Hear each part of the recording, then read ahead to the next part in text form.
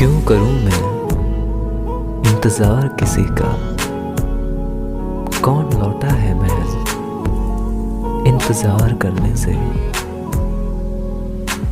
सीख रहे हैं हम भी धीरे धीरे दुनिया के रीति रिवाज कि मतलब निकल जाने पर लोग कैसे बदल जाते हैं।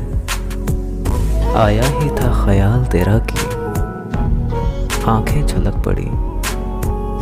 ये आंसू भी किसी की याद के कितने करीब होते हैं। सामान बांट लिया है हमने, चलो अब तो बताओ कि कहाँ रहते हैं वो लोग जो कहीं के नहीं रहते।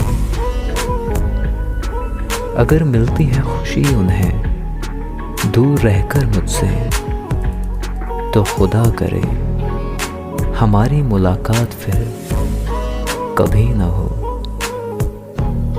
रूठूंगा तुझसे तो फिर इस कदर रूठूंगा कि तरस जाएंगी आंखें तेरी देखने को मुझको। खुशी देने वाले बेशक अपने होते हैं साहब, लेकिन दर्द देने वाले भी कोई अजनबी नहीं